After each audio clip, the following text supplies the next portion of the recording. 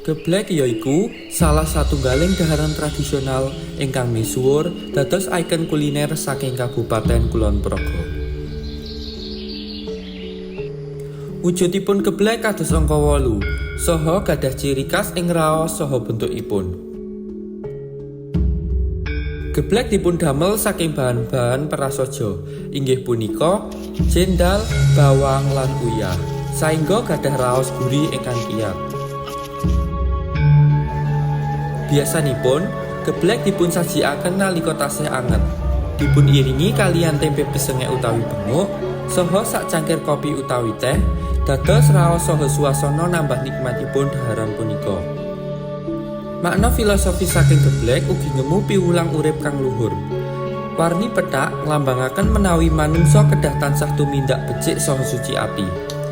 Teksturipun ingkang kenyal nglambangaken menawi manungsa kedah saged manjing ajur-ajur utawi saged nyesuaiaken diri kaliyan kahanan lingkunganipun. Raos gurih nuduhaken menawi manungsa boten pareng pilih-pilih lan kedah saged ngerangkep sesrawungan kaliyan sinten kemawon. Dene bentuk bunder ingkang nyambungaken satunggal kaliyan satunggalipun nglambangaken gotong royong saha kerjasama antar manungsa.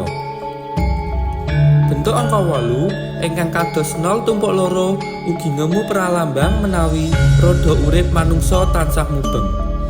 0 ing ngandhap nglambangaken kerja keras saha perjuangan. Dene 0 ing inggil nglambangaken kasuksesan. Tegesipun kanthi semangat saha usaha tanpa kendhat, manungsa saged nggayuh kabegjan saha kamulyaning urip.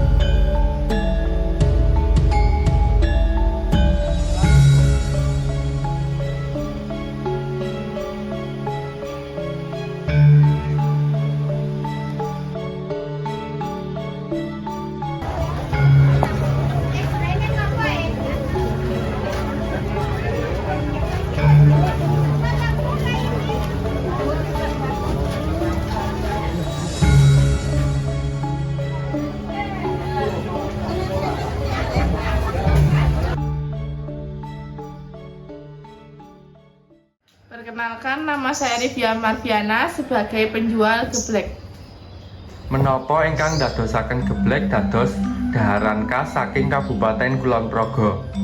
Karena geblek berasal dari singkong. Singkong banyak dibudidayakan di sekitar.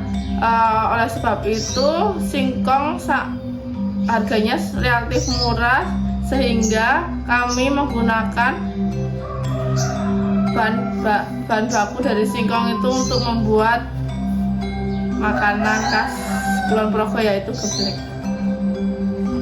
Sinten kemawon ingkang asring tumbas utawi remen dhateng geblek? Biasanya yang beli dari masyarakat tua, muda hingga anak-anak dan orang-orang yang berada di luar daerah yang ingin merasakan produk kami yaitu geblek. Wiwit kapan panjenengan damel lan sadean geblek? Kami menjual geblek dari tahun 1970. Itu yang membuat pertama kali adalah nenek saya. Wonten ing pundi panjenengan biasanipun sadean geblek menika? Biasanya dijual di warung sendiri atau lewat media sosial.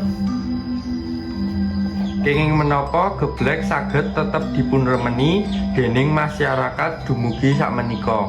Karena memiliki cita rasa unik serta ada nilai budaya di dalam situ, jadi masyarakat berminat untuk menikmati tersebut. Kenging menapa panjenengan milih damel geblek dados usaha panjenengan? Karena usaha tersebut turun-temurun dari nenek saya dan bahannya mudah didapat di sekitar rumah saya. Geblek yang saya jual biasanya dalam harga 10.000 isi 30 biji. Kados pundi caranipun panjenengan damel geblek ingkang sae? Biasanya singkong pertama dikupas terlebih dahulu, kemudian dicuci hingga bersih, terus diparut, terus kemudian diperas. Setelah diperas dikukus hingga matang dan diuleni hingga kalis. Setelah itu dibentuk seperti angka 8, terus dikemas. Kula Daryati warga Turusan sebagai penikmat geblek. Kados pundi raos panjenengan kaping sepisan nyobi dahar geblek? Kula remen sanget amargi geblek menika makanan khas Kulon Progo ingkang mengandung nilai budaya. Menawi dipun bandingaken kaliyan jajanan sanes, punapa ingkang ndadosaken geblek punika istimewa? Amargi wonten ing lain kota utawi lain daerah ingkang satriyan geblek ingkang bentukipun unik kados angka 8. Menawi dipun tingali saking rasa lan wujudipun, punapa ingkang dados khas saking geblek punika? Amargi raosipun gurih lan kenyal-kenyal kados wonten raos asinipun.